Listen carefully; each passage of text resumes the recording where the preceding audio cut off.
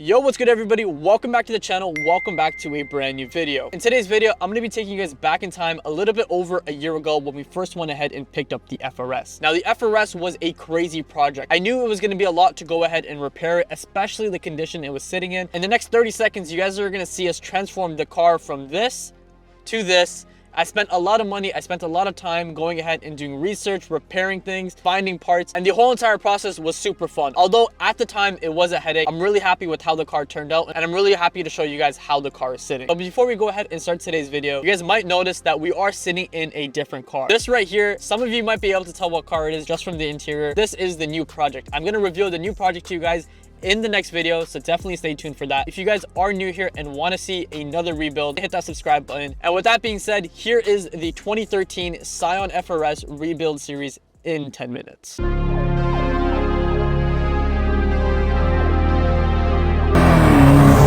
This right here is a 2013 Scion FRS. I don't know my plans for the car yet, but I thought it would be a very fun challenge to go ahead and repair. So we're gonna start from there.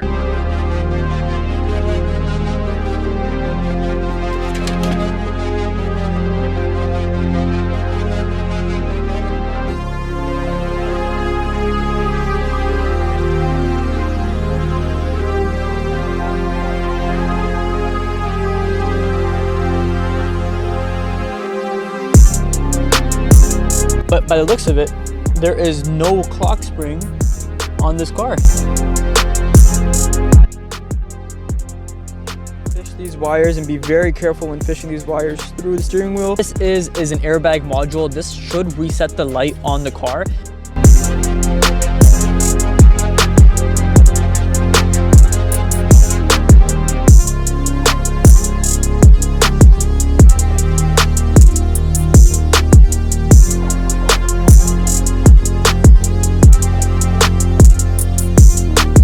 A functioning seatbelt that actually retracts back, and I have to repeat everything I just did on the other side over there, and it isn't too hard, but it's very time consuming and it's very annoying to get some of the bolts and screws out. Finally, we have a seatbelt, a working seatbelt.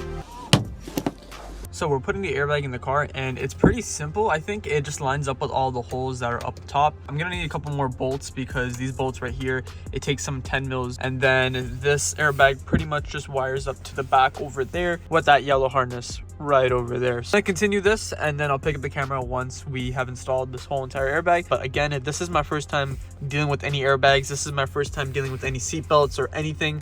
So I'm hoping that everything goes good. So I think it's about day 5 of the whole entire interior restoration. So we got everything in. We got the airbags in, we got all the necessary modules, we got the clock spring, we got the dash. Everything is pretty much wrapped up on the interior. But the issue that we're now running into is that the car doesn't start. Okay, so this is the current state of the car.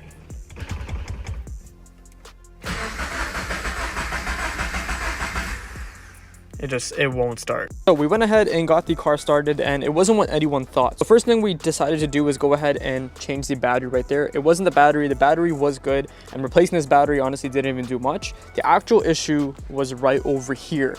So as you guys can see right over here, I have a very sketchy situation going on. This blue wire right over here was wired to the interior, and some of you guys may recognize this switch. This switch was the kill switch that we had inside the interior. And once I went ahead and disconnected the battery to work on the car, I unplugged it while it was in the off position. So what I had to do is kind of rewire this kill switch back, flip the switch on, and now the car starts.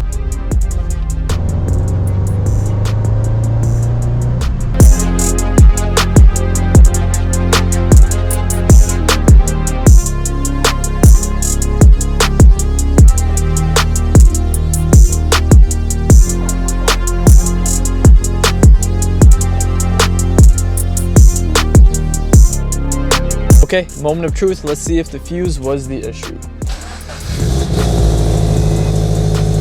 Oh, and we still have the lights on the dash. Okay, so that was a pretty big fail. The ABS, traction, and brake light is still on. I don't know what the issue is. I really thought it was going to be the fuse, but clearly it isn't. A head unit from the company iDoing. If you guys have an FRS BRZ 86, you most likely already have heard of iDoing.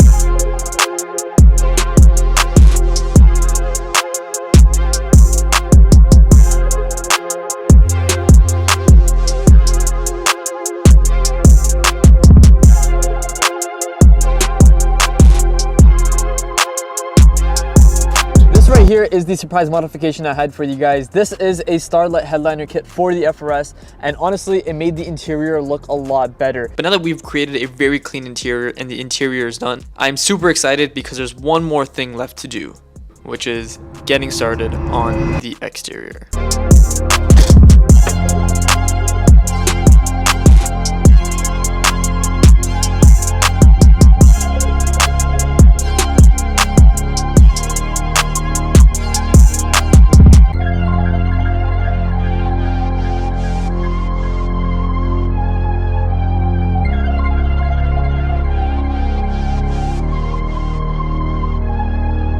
But of course, we are missing the grille for the DRLs, the DRL housing, the tow hook cap right over here, the emblem, and the grille right over here.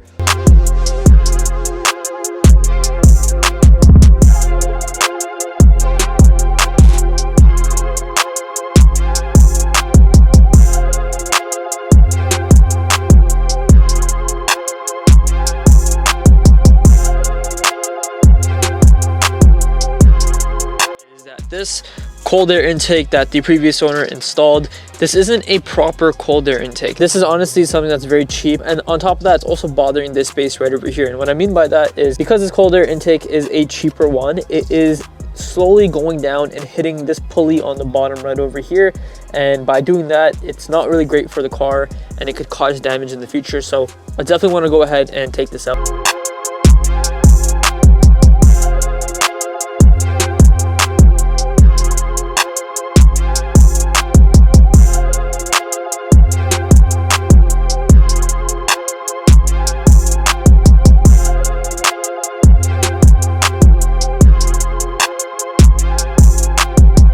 Bumper installed onto the white FRS right over here. We got the V-line headlights on. Everything's working. Everything is looking great. So this right here is the FRS. We finally got it back. We finally went ahead and threw the suspension on the car. This right over here is air suspension. This is the same air suspension that I ran on my red car.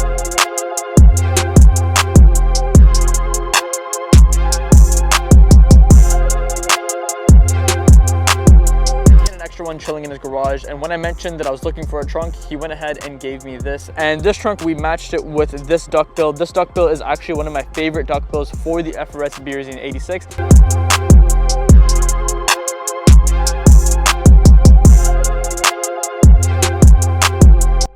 It is finally time. I'm revealing the wrap to you guys. I'm super excited. I'm super stoked to show it to you guys because the color I chose, from the reactions I've got, it's pretty controversial. Woo! You know what? This is nice. This is different. Sell it. I personally think the car came out sick.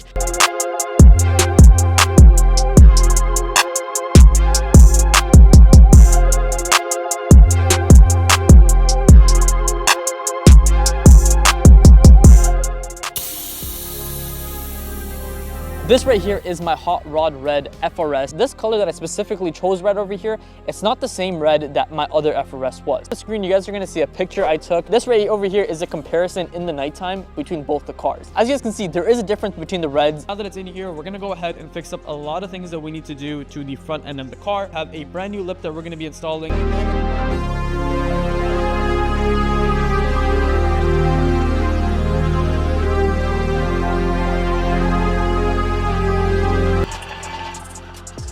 Got this locally, but you can definitely find it on eBay. This lip right over here is a similar lip that I ran on my other car, and I'm only gonna run this temporarily.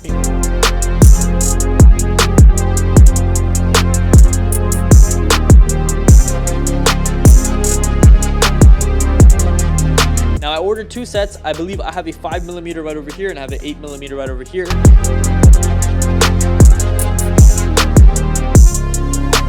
Okay, so we went ahead and put the spacer on.